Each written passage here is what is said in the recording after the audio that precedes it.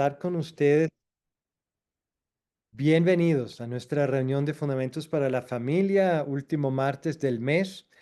Y qué alegría verles de aquí de Chile, ver también, am, obviamente, Bolivia, Colombia, un buen grupo de Colombia. Bienvenidos y juntos queremos explorar esta noche acerca de el tema que nuestro hermano Vico nos planteó y es disipula tu nación a través de tu familia. Y la idea, tú te preguntarás de dónde viene, o sea, ¿por qué, qué tiene que ver discipular a una nación con mi familia? Veamos Mateo 28, 19. Quizás Elías, tú lo puedes proyectar para todos. Y de otra forma, si ustedes tienen su Biblia cerca, pueden también revisar en Mateo 28, 19 qué es lo que realmente Jesús nos está diciendo después de la resurrección a, a sus discípulos actualmente en ese momento, pero por consecuencia a todos nosotros, los que somos seguidores de Jesús. Mateo 28, 19 dice: por tanto, id y haced discípulos a todas las naciones, bautizándolos en el nombre del Padre y del Hijo y del Espíritu Santo. Esto es la instrucción del Señor Jesús y frecuentemente lo habíamos entendido de que yo voy a discipular a una persona y después a otra persona y discipulo a una tercera persona basado en este mandato que Jesús nos está dando. Pero la realidad, si leemos el texto original en griego, dice que discipulad a las naciones. O sea, en el contexto, por tanto, id y discipulad a las naciones, bautizándolas en el nombre del Padre y del Hijo y del Espíritu Santo. De tal manera que Jesús realmente no nos está hablando de individuos, sino Jesús aquí nos habla de toda una nación, de discipular una nación. Y esto es un cambio de paradigma, por lo menos lo era para mí, porque yo soy misionero junto con mi esposa Raquel y cuando recibimos este llamado misionero, en mi caso, yo lo vi como el llamado a discipular individuos en Colombia cuando Dios me envió a Colombia. Pero después, al entender este pasaje, me di cuenta, sí, individuos necesitan ser discipulados, pero Jesús en este momento de Mateo 28, 19 no nos habla de individuos, nos habla de naciones, o sea, de un cuadro Bueno, macro. mamita. La pregunta es cómo podemos nosotros discipular una nación. O como lo pregunta Craig Hill, ¿cuántas naciones hemos discipulado? Si hay 7 esferas en la sociedad, discipular una nación significaría que cada esfera haya sido discipulada y transformada con los valores bíblicos. Y las 7 esferas que ustedes probablemente han escuchado, pero permítanme mencionarlos por unos 2, 3 minutos. ¿Cuáles son estas 7 esferas que a nivel de diferentes corrientes en la iglesia se han entendido como que componen una sociedad? 7 esferas de influencia que cada sociedad, sea una sociedad primitiva o una sociedad más desarrollada, contiene. El primer elemento de la primera esfera es la familia. En toda sociedad hay un contexto de familia. Segunda esfera es fe o iglesia, religión, porque tú te das cuenta que en todas las sociedades hay algún tipo de creencia o algún tipo de religión. Tercera esfera, la economía. Hay siempre algún tipo de desarrollo económico. Cuarta esfera, la educación, donde se va formando a los miembros de la sociedad. Quinta esfera, el gobierno civil, o sea, donde hay un tipo de gobierno establecido para la sociedad civil que ayuda a regir la convivencia de unos con otros. Sexta esfera, los medios de comunicación. ¿Cómo se comunica Hoy en día los medios de comunicación demasiado conocidos obviamente son las redes sociales. Es un medio de comunicación de mucha influencia, pero también los medios de comunicación como televisión y el internet con los periódicos o todavía comunicación impresa. Y la séptima esfera, artes y entretenimiento. Entonces, esas serían las 7 esferas que existen en toda sociedad, sea en Bolivia, en Chile, en Colombia, en Cuba, en Austria, en Estados Unidos o aún en sociedades tribales. Esos elementos siempre se encuentran.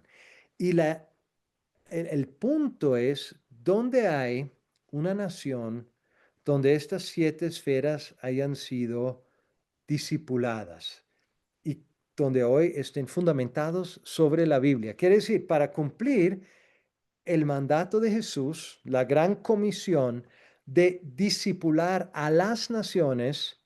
¿Cuáles naciones hay en el mundo que realmente hemos discipulado? Que la familia casi no tiene divorcio, no tiene aborto, donde los hijos reciben una impartición de identidad y de destino en momentos críticos de su vida, donde las relaciones familiares son sanas, donde hay perdón entre cónyuges, entre padres e hijos, donde hay honra en la familia y relaciones de corazón a corazón. Eso sería para la esfera de la familia. Para la esfera de la economía, una nación discipulada tendría una economía donde no hay avaricia, amor al dinero, de enriquecerse, donde no hubiera corrupción en los negocios, donde los negocios sirven y los empresarios sirven a las necesidades de su sociedad. En el ámbito de la religión o de la iglesia, en una nación discipulada, sería una iglesia basada en una relación personal con Jesús, con Yeshua, basado en amor y no en reglas religiosas, donde hay un fruto evidente en los creyentes, en la iglesia, donde realmente la iglesia por sus frutos será conocida, será evidente, visible. En la esfera de la educación, donde en la educación no hay mentiras ideológicas, sino la educación es basada en la verdad de Dios. Hay una formación no solo intelectual, sino formación integral, incluyendo el carácter, la aplicación de la formación en la vida real, como Jesús lo hizo con sus discípulos, que no solo les enseñaba teoría, sino los llevaba a la práctica, les enseñaba cómo sanar a los enfermos, enseñando a los enfermos y después enviando a sus discípulos que ellos sanen a los enfermos. O sea, una educación integral, no solo intelectual. En la esfera del gobierno civil, una nación discipulada tendría un gobierno civil que solo actúa en el ámbito que le fue asignado por Dios, que no se excede de estas áreas o a estas áreas que no le corresponden, sino se limita a las áreas donde el gobierno civil es llamado, pero no entra a gobernar la familia porque nunca fue llamada o llamado el gobierno civil a gobernar la familia. Y también donde el gobierno civil ejecuta la justicia bíblica, defendiendo a sus ciudadanos, creando un entorno seguro para el buen desarrollo integral. En la esfera de la comunicación, una nación discipulada sería con medios de comunicación que informan objetivamente en vez de promover su propia agenda, para ayudar a la población a conocer la verdad, conocer la realidad y no trastornar estas informaciones. En arte y entretenimiento, el penúltimo, perdón, ya el último, este reflejaría la belleza de Dios y su creatividad, o sea, en lo que son las artes escénicas, las artes plásticas, la cinematografía. Todo esto refleja la belleza de Dios, la creatividad de Dios y promueve esa belleza y estos valores bíblicos a través de sus obras. Eso sería una nación discipulada, que las 7 áreas o sus esferas de la sociedad, todos estuvieran más o menos de como los acabo de describir. Entonces quiero volver a preguntarte ahora, ¿conoces a alguna nación que sea así, donde las 7 áreas de la sociedad están discipuladas de esta manera. Yo personalmente no conozco ninguna. Quizás Estados Unidos hace 100, 150 años posiblemente, pero hoy en día tampoco. Mi nación de Austria, de donde yo vengo, yo conocí esto cuando yo era niño, cuando yo crecí en Austria. Colombia, donde estamos actualmente, tampoco es el caso. Entonces, ¿qué tan exitosos hemos sido en 2000 años en discipular siquiera una nación? Jesús nos dijo, id por lo tanto y discipulad a las naciones. ¿Qué tan exitosos hemos sido a cumplir esta misión que Jesús nos encargó? No veo que hayamos sido muy exitosos. Así que la pregunta evidente es, ¿por qué no hemos sido exitosos? ¿Por qué no hay una sola nación hoy en día que realmente ha sido discipulada después de 2000 años? Y para responder esta pregunta, miremos si hay otra creencia que ha logrado discipular a alguna nación, como para que podamos ver quizás un ejemplo y si hay otra creencia que ha discipulado una nación, ¿cuál podría ser? Si tú piensas a nivel mundial, quizás conociéndolo a través de las noticias, ¿hay alguna nación que haya discipulado una nación donde el sistema de gobierno está basado en sus creencias, donde la familia y la convivencia familiar está basada en sus creencias, la economía también y las demás esferas de la sociedad? Si estás diciendo el Islam, tienes razón, porque hay una cierta cantidad de países que incluso en su mismo nombre se llaman la República Islámica de esto, de aquello. Y hay varias, no sé, 7, 8 naciones que aún en su mismo nombre representan que es una nación islámica, pero no solo en su nombre, sino que ellos han aplicado la ley sharia, o sea, el sistema judicial y legal para toda su nación. Quiere decir, su sistema legal está basado en el Corán, en la escritura del Islam, y donde la convivencia familiar funciona basado en los principios o las reglas del Islam, donde la economía funciona basada en las reglas del Islam, etcétera, etcétera. Interesante, ¿verdad? O sea que sí hay una creencia, la creencia del Islam, que ha discipulado a ciertas naciones y nosotros no. ¿Qué están haciendo ellos que nosotros aparentemente no estamos haciendo? Y dado, tienes razón si dices, pero ellos lo han hecho a la fuerza, a la espada. Su conquista en el año 600 y algo, 700, fue a la espada. Ellos obligaron a la gente a convertirse al Islam o los mataron. Sí, cierto. Sin embargo, hoy en día logran extenderse y crecer en países europeos, ¿verdad? Si miramos ejemplos de Francia, de Inglaterra, de Suecia, de Alemania y otros países europeos, vemos una influencia significativa y un crecimiento significativo del Islam y de personas que creen en el Islam. Entonces, ¿cómo lo logran en países como los países europeos? Am, y quiero darte 3 claves de lo que ellos están haciendo, lo cual les ha ayudado a discipular una nación, a afectar, a transformar las 7 esferas de una nación. Lo primero que ellos hacen es que piensan de forma generacional. Ellos no pretenden tomar una nación en una generación. O sea, los que emigraron de ciertos países musulmanes a Europa como primera generación, en ese momento no pretendían que durante su tiempo de vida, ese país se iba a convertir en un país musulmán, o que ellos iban a llegar a ser alcalde, senador, presidente, no en la primera generación, pero ellos piensan de forma generacional.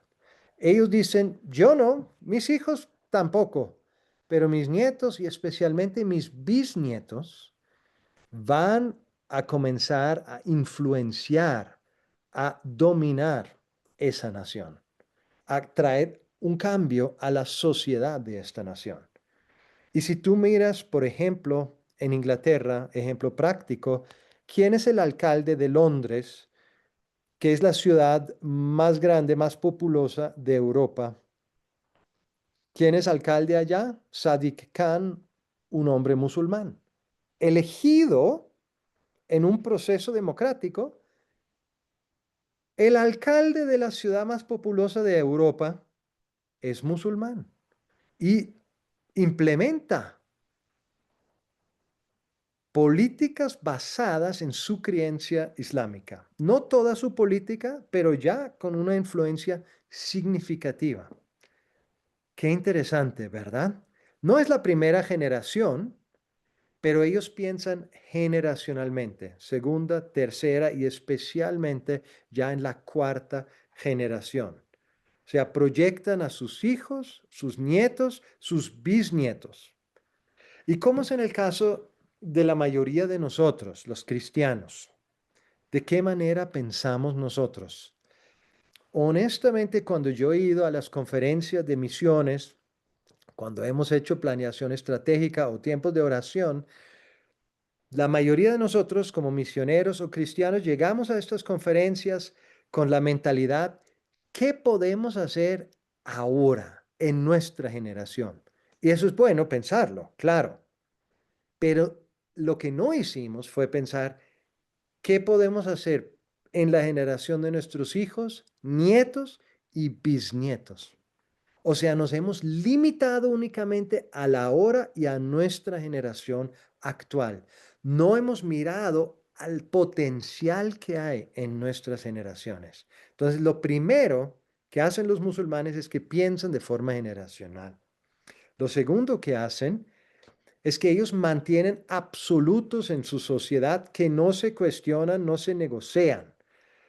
Aunque quizás en secreto pueden vivir contrario a estos absolutos, pero en público, en la sociedad en general, todavía se reconoce que existen estos absolutos y que son absolutos. O sea, no se cuestionan como que cambiemos esto. Un ejemplo, para ellos el Islam es la única religión verdadera y no se debe traicionar al Islam. Quiere decir, no puedes convertirte a otra religión o a otro Dios. No. Es el Islam, eso es absoluto y no hay forma de decir lo contrario. Y muchos otros absolutos que ellos mantienen en relación a familia, en relación a leyes y demás. ¿Cómo es en la sociedad cristiana o denominada cristiana? ¿Hay absolutos? En Occidente, que tradicionalmente se llamaba cristiano, hay menos y menos absolutos y más, todo es ahora relativo. O sea, si tú quieres creer en el cosmos, pues tienes toda la razón de creer en el cosmos, porque el cosmos y su energía te guiarán. Y si tú quieres ser ateo y crees que no existe nada sobrenatural, está perfectamente bien, porque am, si tú lo crees, esa es tu verdad. Y tu verdad puede ser diferente a mi verdad. Y todo es relativo y todo es aceptable y no hay absolutos. Si hay absolutos, tú eres más o menos un retrógrada o alguien que excluye a los demás en su forma de pensar, o sea, eres intolerante y esto no está bien, porque todo es relativo. Así es en nuestras sociedades que tradicionalmente llamábamos cristianos. O sea, los absolutos se han realmente perdido. Aún el absoluto de que esta persona es hombre, y esta persona es mujer, este absoluto hoy en día se quiere negociar y decir, bueno, quizás nació hombre, quizás es biológicamente hombre, pero si se siente mujer, puede ser mujer. O sea, absoluto no hay. Lo tercero que hace la cultura en el Islam es que mantienen una conexión emocional con sus hijos. Eso es interesante. Les muestran a sus hijos que ellos son importantes y que sus hijos tienen un valor alto. Le demuestran esto. Esto no solo es con palabras, sino es como parte de la cultura, es parte de la vivencia. Ahora, no cada individuo, pero hablando de forma general, en la mayoría de las sociedades musulmanas, los hijos son importantes y tienen un lugar de importancia, de valor.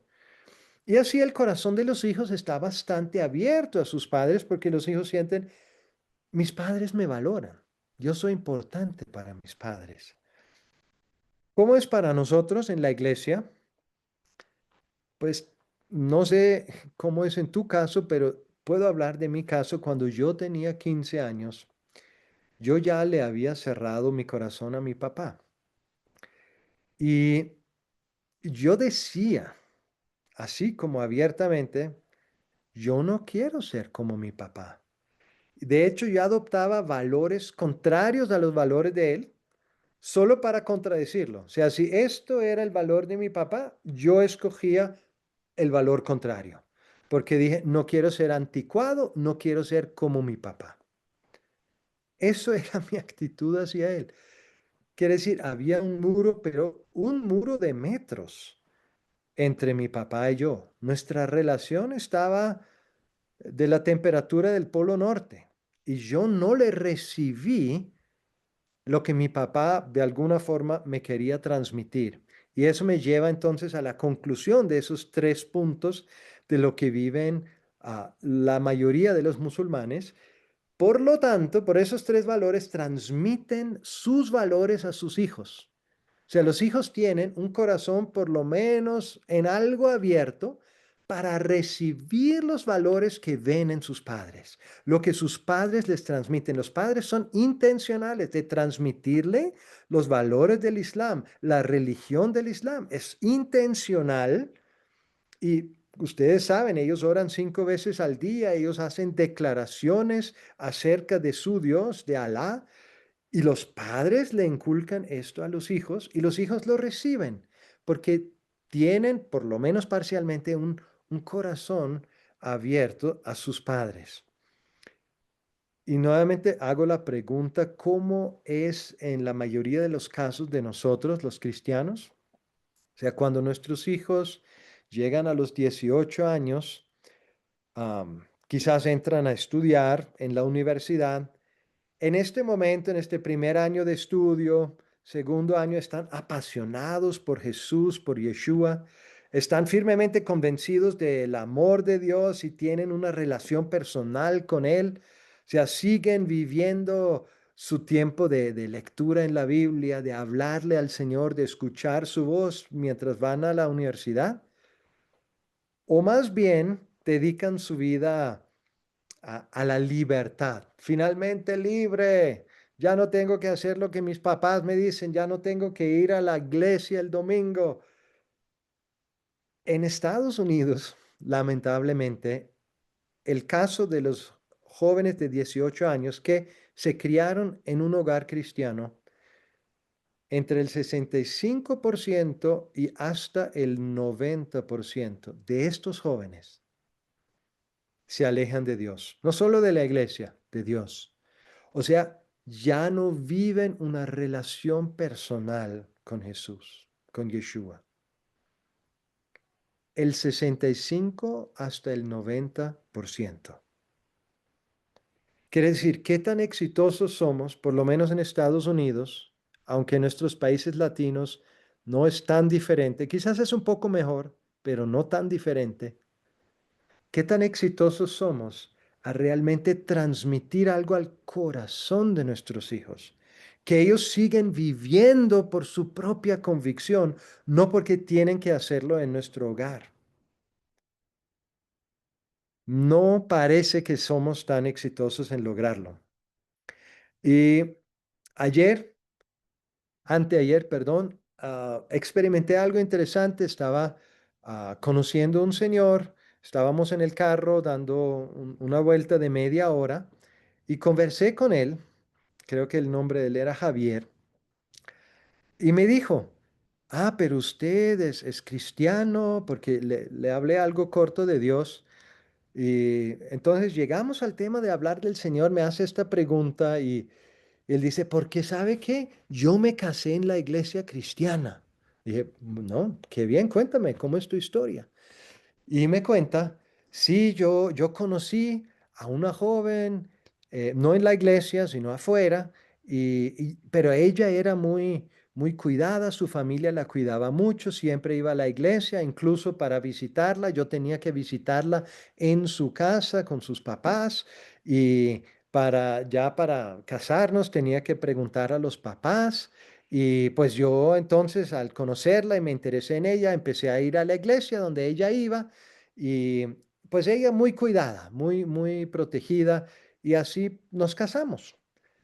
Pero nos casamos y estábamos los dos en la universidad y ella cogía como más alas, él lo llamaba cogía alas, yo lo interpreto, ella se iba desligando de ciertas am, restricciones o tomaba más libertad de hacer más bien su propio proyecto. Y él dijo, después se graduó y encontró un muy buen trabajo, le pagaban bien y cogió más alas. Y después encontró a otro hombre y se sintió libre de tener a otro hombre. Me engañó a mí, dijo él. Y finalmente nos divorciamos.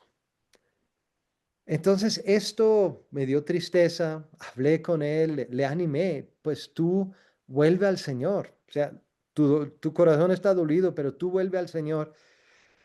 Pero el cuadro amplio, si lo observamos, era una joven cristiana que se crió en un hogar cristiano y en la iglesia, pero cuando llegó a la universidad, cogió alas, como lo mencionó su ex esposo, y encontró un trabajo y cogió más alas. O sea, ya no seguía a Jesús, sino seguía a su propio corazón. Y esto, lamentablemente, no es una excepción. Eso se repite tristemente vez tras vez en muchas familias cristianas y en muchas iglesias. Entonces, quiero ya llegar a un punto que es más prometedor y esperanzador que lo que he dicho hasta ahora, porque mi meta no es generar condenación ni hacernos sentir mal. Mi meta es que podamos primero evaluar nuestra realidad para que entonces podamos encontrar la respuesta que Jesús nos da. Y la verdad es que el Islam ha tomado principios bíblicos, y los ha aplicado mejor que nosotros los seguidores de Yeshua. Eso es lo sorprendente, ¿verdad? Entonces, ¿cómo podemos nosotros, los seguidores de Jesús, discipular a nuestra nación, a Chile, a Bolivia, a Costa Rica, a Colombia? ¿Cómo podemos nosotros discipular a nuestra nación?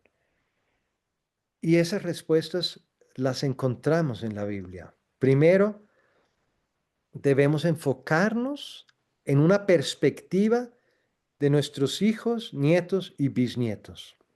O sea, una perspectiva generacional. Eso lo vemos en la Biblia casi que desde Génesis, bueno, desde Génesis 12, 13, 15, 18 en adelante. Generacional. Hablaba siempre del Dios de Abraham, Isaac y Jacob. Siempre hablaba de las genealogías, hijo de, hijo de, hijo de, teniendo en cuenta tanto a la generación anterior como la generación que seguía. Una perspectiva generacional donde Dios quería hacer algo no solo con Abraham, porque le dijo, tú serás una nación grande, tu descendencia será más numerosa que las estrellas del cielo, que la arena del mar. ¿Eso iba a suceder en una generación? O sea, ¿cuál era la descendencia de Abraham de su esposa Sara? ¿Qué tan numerosa era esta descendencia? Uno, un hijo, Isaac, de su esposa Sara. Uno diría, no, pero no es cierta la promesa de Dios porque su descendencia no es tan numerosa como las estrellas del cielo. No, porque Dios estaba hablando, obviamente, generacionalmente, no en una generación. Dios vio en Abraham la nación que iba a venir en sus generaciones. Indudablemente Abraham tenía esta misma perspectiva. Con un hijo ya estaba, porque él sabía que en un hijo se podía a través de las generaciones llegar a cumplir la promesa que Dios había dado, una nación entera tan numerosa como las estrellas del cielo. Entonces, primero debemos enfocarnos en nuestros hijos, nietos y bisnietos, antes que discipular a personas externas. Si así está bien, no vamos a excluir a otras personas. Sí, podemos discipular y necesitamos discipular a otros fuera de nuestros hijos, pero que sean primero nuestros hijos. Que primero alcance a mis hijos. Primero ore por mis hijos. Primero les reciba una palabra del Señor para mis hijos antes que recibirla para alguien fuera en la calle. Sí, también debo recibir una palabra para alguien en la calle. Perfecto. Pero primero a mis hijos. Que si hay una necesidad de orar por sanidad, que primero ore por sanidad para mis hijos. Y después también puedo orar por sanidad para otros. Espero que me comunique, que pueda transmitir esto de forma correcta, pero bíblicamente esa es la perspectiva de Dios. Generacionalmente, mis hijos, nietos y bisnietos, ¿verdad? Y si tenemos que arrancar de cero o casi cero, como en Estados Unidos, en cada generación, entonces sí, vamos a tener noticias muy bonitas para decir, oh, se han convertido 1,000 jóvenes en esta universidad. Y me gustan esas noticias. Hoy las escuché. Hoy escuché de una campaña en la Florida, 1,000 jóvenes que se convirtieron, 300 de ellos se bautizaron, uno de ellos era satanista declarado, se bautizó. Claro, me anima esto, pero déjame preguntarte, ¿cuántos de estos 1,000 jóvenes son de hogares cristianos? Quiere decir que primero se apartaron de Dios, cortaron su relación con Jesús, para que después tuviéramos que alcanzarlos de nuevo, de cero. Si tenemos que arrancar en cada generación de cero, pues claro que no vamos a alcanzar a toda una nación, ¿verdad? Es entendible que entonces siempre empezamos de cero, llegamos a un punto y volvemos a perder la siguiente generación. Y el corazón de Dios es que podamos ganar primero nuestros propios hijos, porque ellos son la próxima generación. Y sí, después a otros más. Segundo, o sabes que todavía en primero de pensar en nuestros hijos, nietos y bisnietos, un pequeño detalle que antes no se necesitaba ni mencionar, pero hoy en día sí. Génesis 1:28, pequeño detalle que dice, fructificad y multiplicaos. Hoy en día, ¿qué te dicen a ti en tu sociedad, en el país hispano donde te encuentras? ¿Qué es la narrativa general? No tengas hijos. Los hijos son una carga. Son una carga financiera, son una carga emocional, son un obstáculo para realizar tu proyecto de vida. Así que no tengas hijos. Esa es la narrativa hoy en día. Muchos jóvenes lo creen, o sea, están convencidos, están diciendo, no quiero hijos. El perro hoy en día reemplace al hijo. El gato reemplace la hija. Pero Jesús dijo, fructificad y multiplicaos y llenad la tierra. No como un mandamiento religioso, no, como una visión, una proyección, como una explicación. Hey, tú fuiste creado para eso es diseño tuyo, hace parte de tu diseño. Tú puedes multiplicarte. Es bueno que te multipliques. Puedes llenar la tierra. Es una bendición tener hijos, no una carga. Los hijos te empoderan, te lanzan, no son un obstáculo.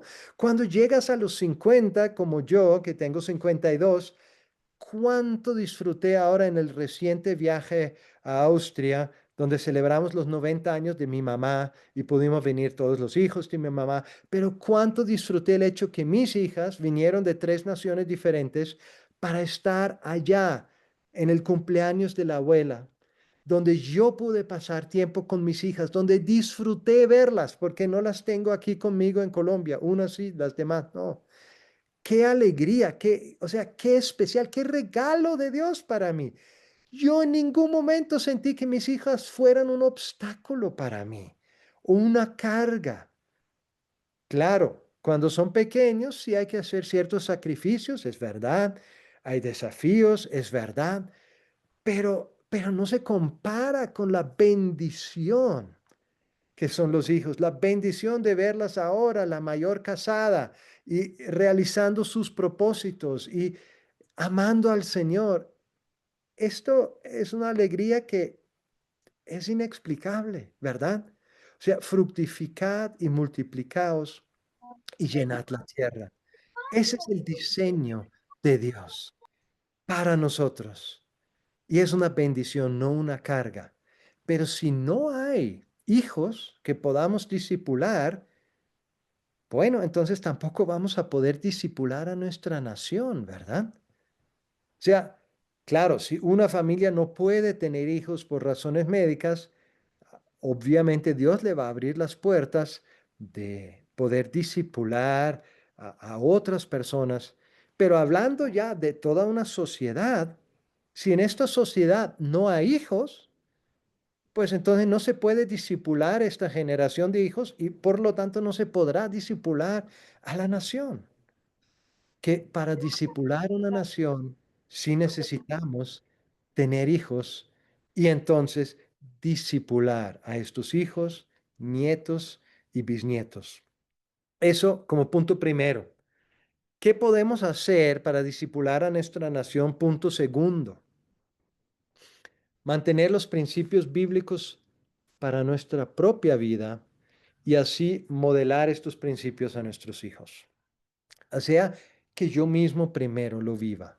Si yo no lo estoy viviendo, pues hay muy poca probabilidad que mis hijos van a vivir estos principios, ¿verdad? Yo necesito estar convencidos, estos principios son reales. Mencioné anteriormente el tema de los absolutos, o sea, que Dios sí es real, que su palabra sí es verdadera, no es negociable. En otras palabras, su palabra es absoluta, que yo viva esto en mi propia vida y así lo modelo a mis hijos. Tercero, que pueda mantener una conexión emocional con mis hijos, o sea, una relación de corazón a corazón. No una relación donde yo solo les digo qué hacer, donde yo solo me enfoco en las tareas, donde yo les obligo a ir a la iglesia porque hay que ir a la iglesia y ore porque hay que orar, sino donde yo mantengo una conexión emocional, donde es una realidad que mis hijos sean valiosos para mí. Y yo sé que todos estamos emocionalmente lisiados. ¿Por qué? Porque todos crecimos en familias disfuncionales. Porque desde Adán y Eva, cuando ellos pecaron, no ha habido una sola familia 100% funcional. El pecado hace de nuestras familias familias disfuncionales, porque el pecado es disfuncional. El pecado nunca era parte del plan de Dios para nuestras relaciones y nuestras familias. Entonces, es cierto, no vamos a tener una familia perfecta, Y sí vamos a herir a nuestros hijos muchas veces sin quererlo, pero cuando esto sucede y yo hiero a mi hija, automáticamente su corazón se cierra, como nuestro hermano Craig Hill lo explica, con el párpado del ojo. Si alguien lastima tu ojo, automáticamente el párpado se va a bajar para tratar de proteger el ojo. Y así es el corazón. Cuando alguien viene, si yo vengo a lastimar a mi hija en su corazón, ¿qué va a hacer? Va a cerrar su corazón para tratar de protegerse de este dolor.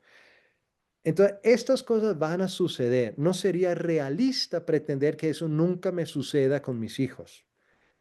Pero cuando sucede, yo necesito entonces tomar una actitud de humildad y hacer tres cosas. Necesito reconocer que yo fallé como papá.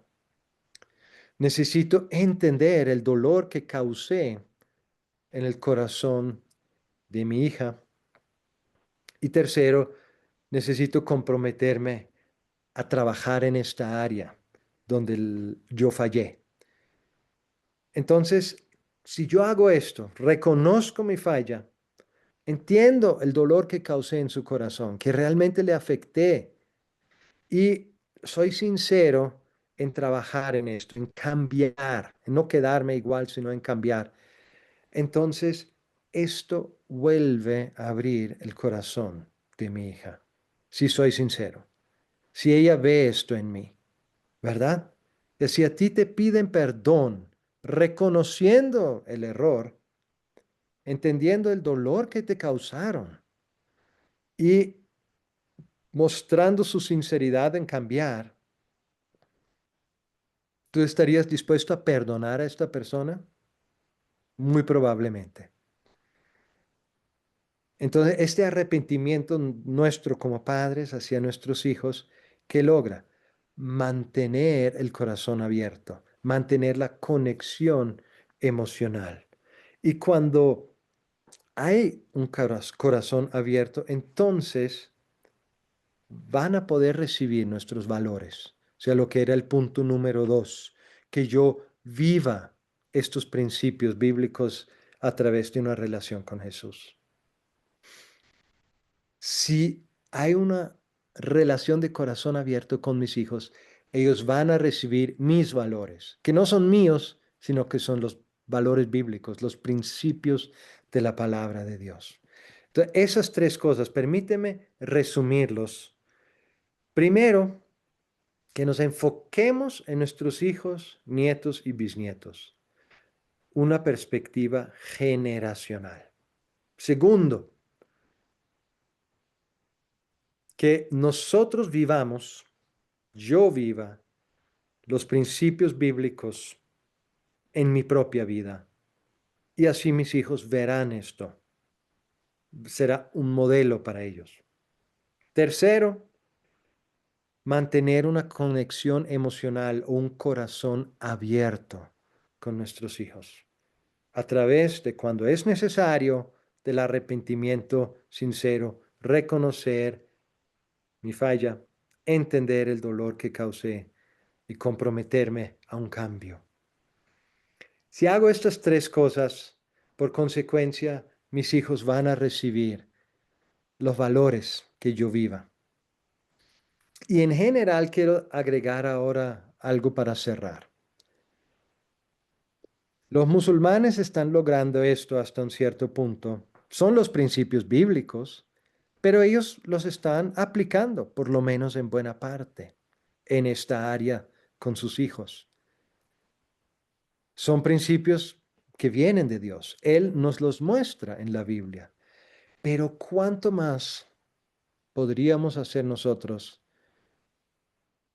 porque tenemos una relación personal y viva con el creador del universo, con el creador de estos principios, ¿verdad? O sea, una relación con Yeshua, que no es solo una religión muerta, no son solo reglas, sino que es algo vivo. Jesús imparte esto en mí y yo puedo impartirlo en mis hijos, nietos y bisnietos. Es algo que mis hijos pueden ver si es una realidad en mi vida. Es algo auténtico de mi corazón. Esa oportunidad la tenemos solo nosotros, nadie más. Porque ninguna religión, ni budista, ni hindú, ni musulmana, ni obviamente los ateos, ni nadie tiene esa oportunidad que tú y yo tenemos, una relación personal con el creador del universo, con el que puso el diseño original que transmitiéramos de nosotros a nuestros hijos, nietos y bisnietos. Cuando hacemos esto, ahí sí podemos discipular a una nación.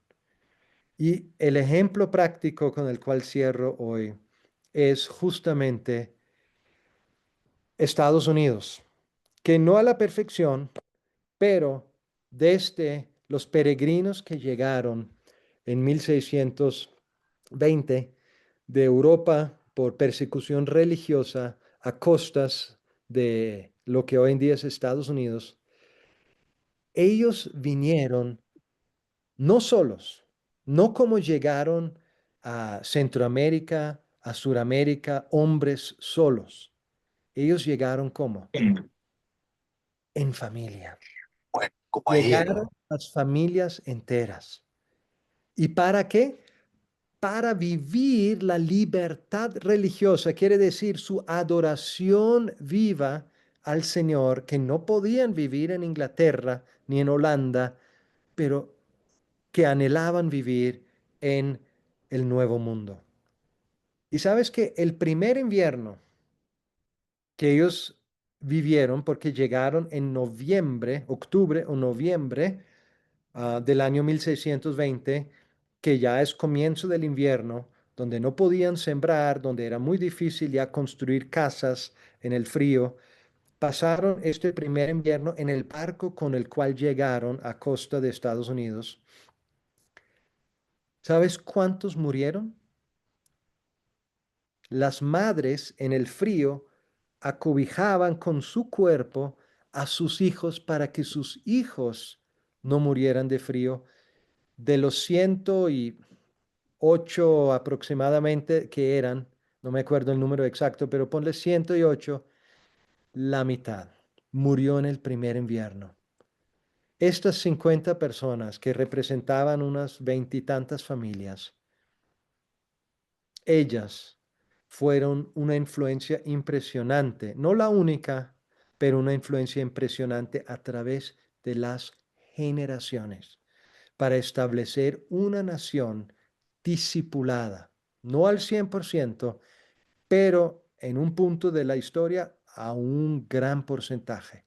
Una nación cuya economía funcionaba con libertad, con la proyección de servir a las demás personas, servir a la sociedad por medio de la economía, donde las familias eran alineadas al diseño de Dios, donde el divorcio era muy mínimo, donde el aborto no existía, donde las familias eran el núcleo de la sociedad, donde las familias eran las unidades de gobierno, internamente hablando, donde la fe se vivía en cada pueblito, había una comunidad de fe que se reunían y donde vivían los principios bíblicos también en su vida diaria, no solo el día domingo, donde la comunicación estaba basada mucho más en la verdad y no en intereses personales o agendas políticas, donde el gobierno civil funcionaba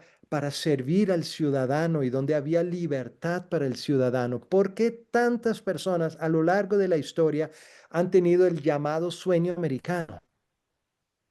Porque allá se veía que había libertades y oportunidades que en muchos otros países no existían. ¿Y por qué había esas libertades y oportunidades? Porque su sociedad había sido discipulada por los principios bíblicos, pero por medio de las familias. Fueron familias que llegaron a fundar esta nación. Y esto nos anima a nosotros, todos los que hoy estamos conectados, Es un ánimo para mí y espero que sea un ánimo para ti. Tú puedes iniciar una nueva, una nueva impartición generacional en tu familia que va a traer un impacto a tu nación. No en la primera generación ni en la segunda, pero 3, 4, 5 generaciones adelante. Tu nación puede recordarte a ti, puede decir, mi bisabuela estableció esto en nuestra familia y mira cómo esto se ha vuelto común en mi ciudad, en mi nación. Mi bisabuelo impartió algo en nosotros que ha cambiado esta comunidad donde vivimos. Te pueden recordar por esto. Hay un potencial real, potencial verdadero en tu vida si tú piensas en las generaciones. Entonces, permíteme orar. Padre, tú nos has llamado, tú Jesús, tú lo dijiste. Por lo tanto, id y discipulad a las naciones. Y sé que yo no he sido muy exitoso en ello. Sé que como iglesia no hemos sido exitosos en ello, Padre. Pero yo oro, cambia nuestra visión. Danos una perspectiva generacional que yo solo no lo voy a lograr. Pero en mis generaciones, de la tercera, cuarta, quinta generación, puedo hacer un impacto significativo en mi nación. Puedo traer tu discipulado y tu reino a mi nación. Padre, danos a cada uno, por favor, esta perspectiva y esta convicción generacional. Y capacítanos, Señor, a realmente mantener una relación de corazón a corazón, una conexión emocional con nuestros hijos, especialmente con nuestros hijos, y donde hay una desconexión emocional, donde hay Amén. barreras y corazones cerrados, como lo había el mío con mi papá. Lo que cambió mi relación con mi papá fuiste tú, Jesús, pero también el principio de pedir perdón. Cuando mi papá pidió perdón, cuando yo le pedí perdón a mi papá. Señor, capacítanos como padres y madres a reconocer dónde hemos ofendido, lastimado el corazón de nuestros hijos para pedir perdón y trabajar en que se vuelva a abrir el corazón de nuestros hijos, Señor, para que a través de ellos y de nuestros nietos y bisnietos podamos discipular a nuestras naciones hispanas. En el nombre de Jesús, de En el Yeshua, nombre de Jesús. lo oramos. Amén.